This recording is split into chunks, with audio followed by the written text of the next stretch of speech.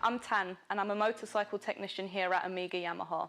Today I'll be taking you through the process of a PDI on a new bike. Before we start though, don't forget to like, comment and subscribe to our YouTube channel. The first thing we need to do is we need to check our job card. So what that is, when our customer purchases the bike, the sales team will create the sales order and a job card.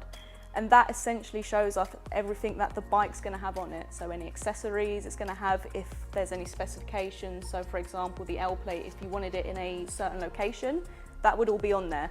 So first thing I'll do, I'll check my job card. And I can see from here that it's just going to be a standard PDI. We're not going to fit any accessories today. We're just going to get the bike ready to be on the road safely. Then the next sheet of paper I have that I will check is a PDI sheet. So what that is, it will have everything on here that I will need to check in order for me to release this bike back to the showroom and for them to release it to the customer. So once I've checked everything, I can then start with the PDI. So the first thing that we'll do is we actually need to connect the battery because there's nothing on there at the moment. So to do this, I get the seat up and then if I just grab my tool, I need to open the battery cover because it all comes closed. So essentially, once these bikes, they come from the factory, there's nothing on them, they're not ready.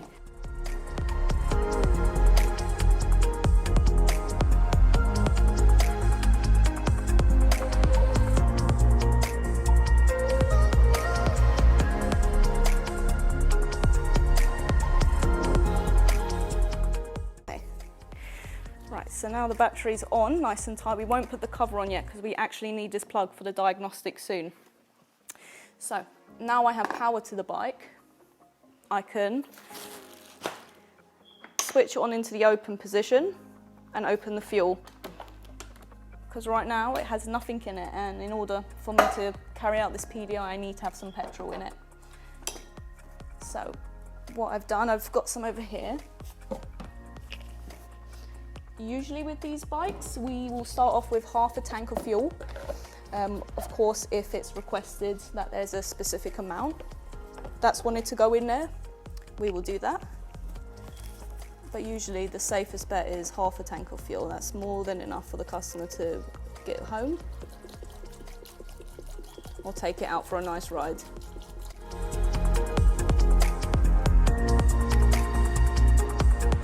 So what you have to do with these bikes, you have to go through the torque settings as well. So what that is we need to check that the wheels are on and on that the specific amount, brakes, the oil drain, everything we need to check to make sure that it's safe when it leaves here, because it's our responsibility to make sure that everything's okay for you. So the best way to do that is what we like to do. We like to actually start the bike on its diagnostic first, because we need to wait probably about 5 minutes for it to reach a certain temperature before we can do a printout that sends over to Yamaha. And while we're waiting for the bike to warm up, that's when we'll carry out that side of it. So what I'm going to do now, I'm going to open the seat back up and I'll plug in the diagnostic machine. So I have the machine loaded up here already. All I need to do now is connect it to the vehicle and input its correct information. Okay, so what I'm going to do now, I'm going to start this machine up and I'll show you the steps of how we actually input the bike. So first thing, it wants us to have the bike switched off, which is no problem, it already is. And now it's requesting we switch it on. So we'll wait for a moment for it to power up, and then this diagnostic will let us know that it's succeeded and we can move on to the next step.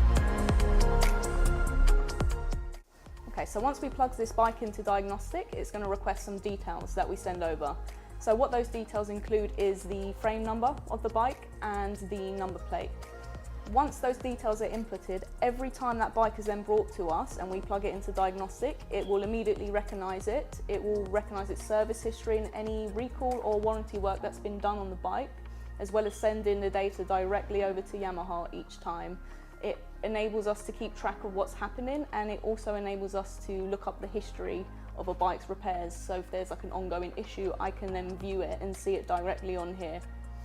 So as you can see on this screen, this is unique to our dealership. So we have our name here, and I will show you from this drop-down menu. These are our staff that we have, that are technicians. So what I'll do, as I'm the one carrying out this PDI, I will select my name. So that's stored there, and I will now also input the bike's number plate, which I have here.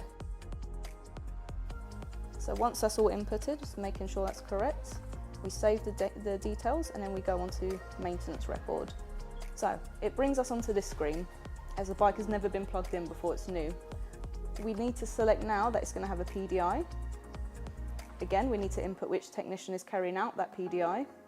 And then we will keep the mileage on 1 as we're going to take it out for a ride after. Okay, once all that's saved, there are now 2 things that we carry out. One is going to be a diagnosis of malfunction. So what that is, any fault codes that have been stored in the bike, usually we won't have any at the minute because the bike hasn't ran. It will show me here. And what I can do from here is I can save them and I can clear them from the bike. But as you can see at the moment, there's nothing on this bike, and we're good to carry on with the next step. The next step is the dynamic inspection. So this is the one where we need to leave the bike running for about 5 minutes until it reaches about 80 degrees in order for everything to get nice and hot and for us to carry out the inspection. What we like to do, once I start the bike up and it starts running at this machine, we're going to go around the bike and check its torque settings, we're going to check the tyre pressures, and we'll make sure everything is okay. Okay, so now the bike is plugged into the diagnostic, I can start it up and let it run its inspection. Whilst that's happening, I'm going to go over the bike, I will check its tyre pressures, which I know from the manual, which I have up on my laptop here. And once I do that, I will then check the torque settings as well and make sure everything is safe. So we'll start the bike up. What we'll do first, we'll start with the front of the bike. So we'll go over the brakes and we'll go over the tyres to make sure that they are tight and they're at the specific torque settings.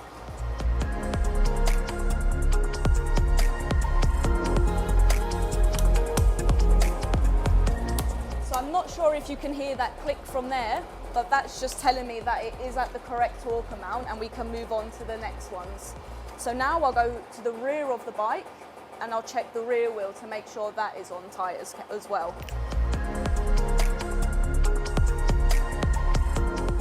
Okay, so that one's all good too. So while I'm letting it run, usually what I'll do now is I will drill the number plate and I will fit that to the bike, so we can go ahead and do that. So here I have my number plate that I've already pre-printed out, and all I need to do now is just drill the holes that I've marked. So it's always going to be the same size drill that we use, which makes it handy. And with the holes that I've carefully marked, the protective film. So we usually leave that on when we're drilling, just to make sure the number plate itself doesn't get damaged. We want it to be as crisp as we can have it.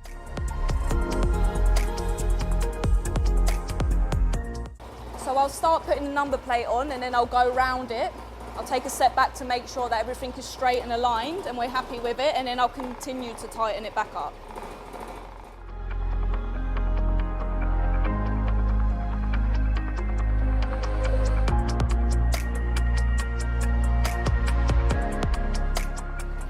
That's the other side on. So now our number plate's on, we'll check the progress of the machine. As you can see, on the machine we've actually reached 80 degrees Celsius, which is what we need to carry out the inspection. So what I'll do now, if I press this button here, it's going to show us all the parameters of how the bike is currently running. If there was an issue with the bike, it would flag up here, it would tell us there's a warning, it will show us what isn't running correctly and it will tell us to repair this. But as you can see, there's no issues with this bike, it's all running as it should, so I can go ahead and save that. And then what I'll do as well, I'll also print a copy that will then leave under the seat. Okay, so that's printing now. What I can do, I can go ahead and switch the bike off, disconnect the diagnostic and put the battery cover back on. Okay, so what I'm going to do now, I'm going to double check the tyre pressures. With the Nmax 2021 model, your front tyre should be 22 psi and your rear tyre should be 36 psi. So I'll just check them now and amend them if they're not at that correct amount.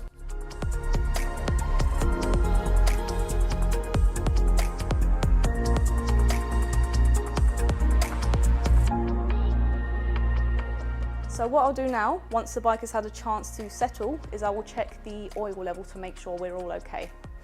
So, just by undoing the dipstick, which is just located here. First, we'll wipe off any residue.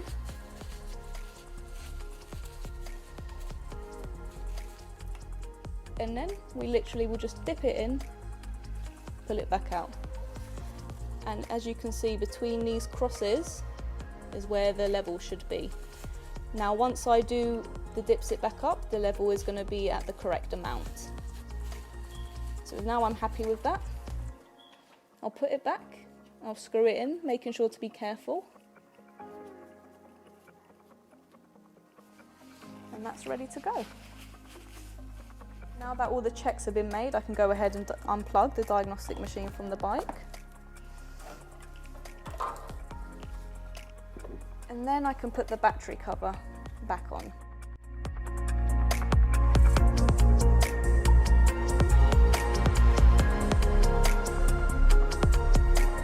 What I need to do now is I need to fit the mirrors.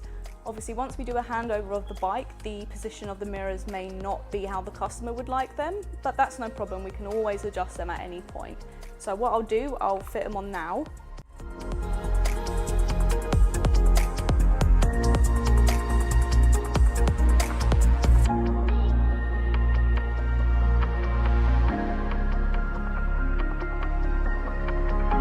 Are on, I can then proceed to taking the bike out for a test ride to make sure that it feels okay before we hand it over to the customer. Okay, now that we're happy with the bike, the very last step for us is to wipe the bike down here to make sure it's nice and clean for handover.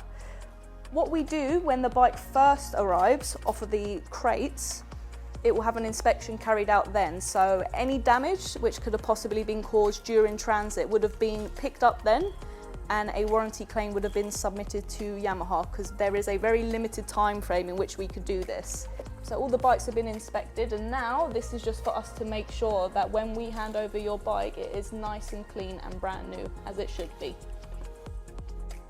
So what I'm using here to wipe the bike down, it's a sort of glass cleaner solution, because with these bikes, especially with the matte bodywork, it's very delicate and very easy to scratch. So we don't want to put anything harsh on it because it will leave a mark. So this is just so we can make sure it is nice and clean, there's no dust on it, there's no hand marks from where we've carried out any PDIs. And the good thing with this is we can use it on the bodywork and we can use it on glass too.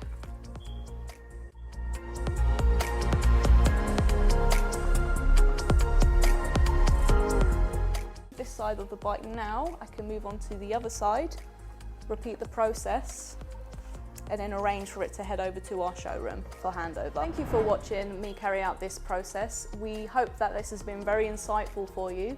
Please subscribe to our channel, Amiga Yamaha, to find more of our videos there. Enjoy!